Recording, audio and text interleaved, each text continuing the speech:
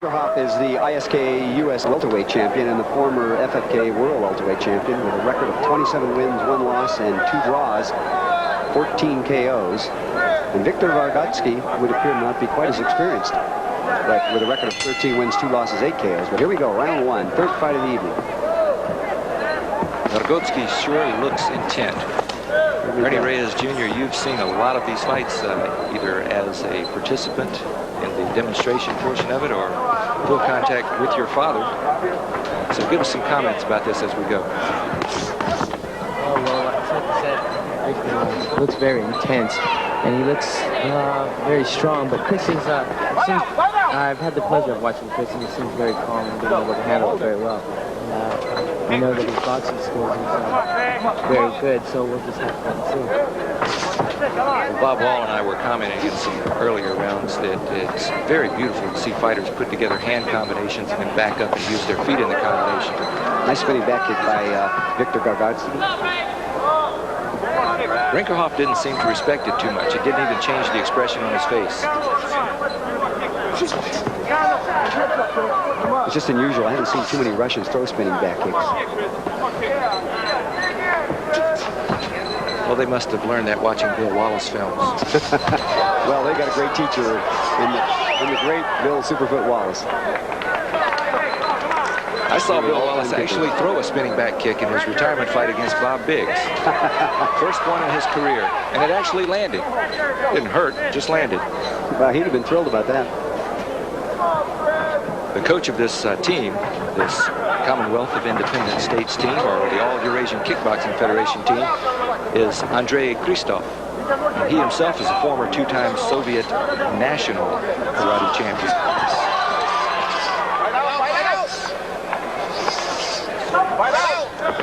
Victor Vargotsky in the black pants from Kiev, Ukraine.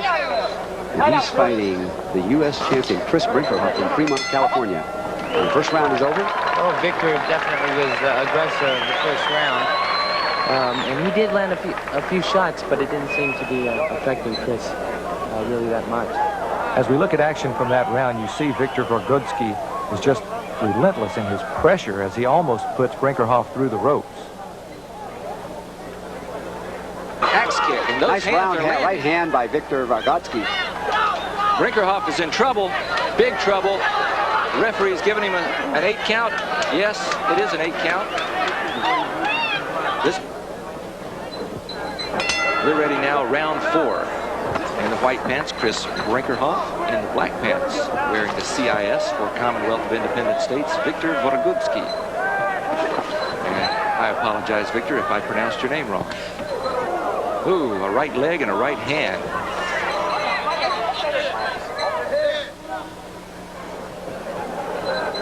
Referee Cecil Peoples, California. Another one of the really great referees. That was an unusual move. You'll have to describe that one.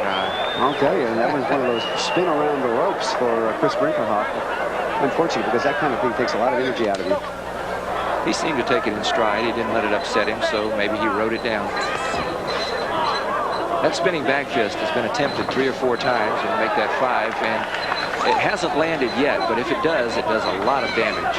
Now, Victor Vargotsky throwing that pretty high, and Chris Brinkerhoff seems to have teed off on it, and he's staying under it. Spinning back kick tried, and Victor Vargotsky getting out of the way. They both seem to have picked up on each other's timing. The sport of full contact karate kickboxing has really come a long way. The maturation process with the ISKA now has it to a point where crowds know they're going to see a good fight.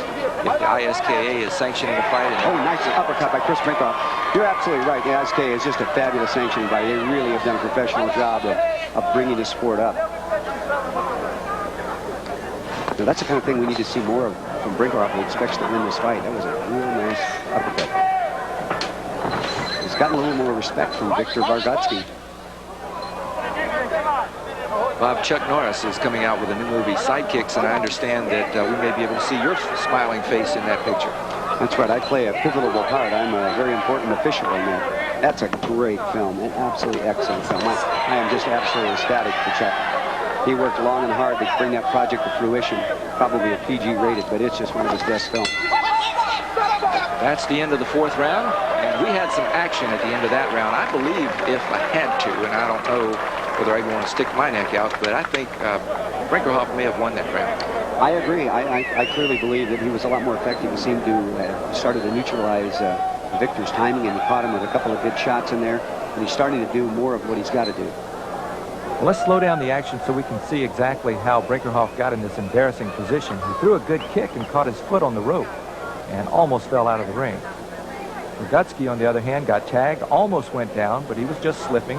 He fought his way back, put a lot of pressure on Brinkerhoff, but Brinkerhoff was able to slip and slide and avoid most of the power of these blows.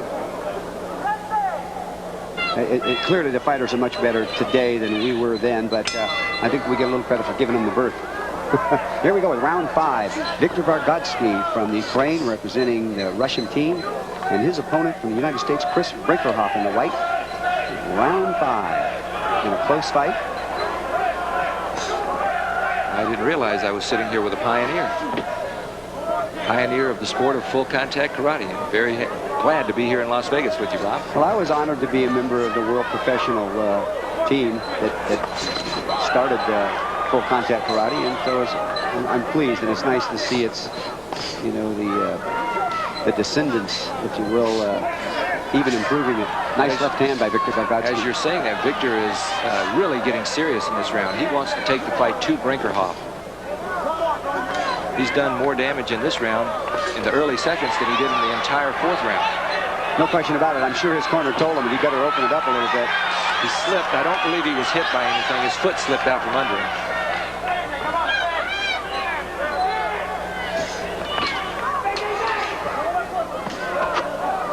Round kick by Viktor Vargotsky, but blocked by Chris Brinkerhoff.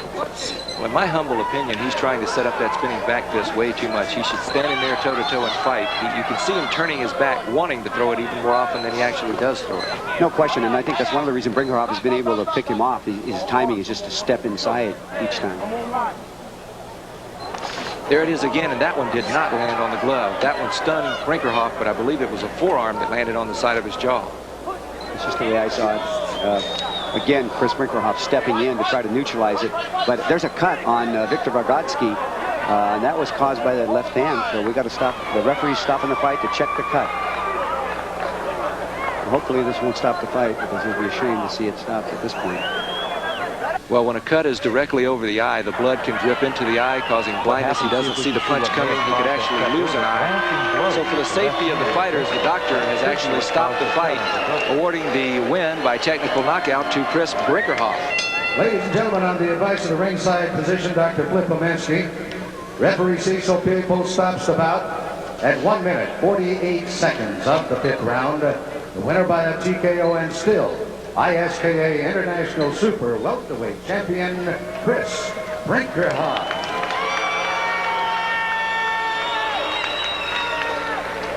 Well, a real nice display of sportsmanship by Chris Brinkerhoff, clearly understanding the disappointment that Viktor Vargotsky's got to feel.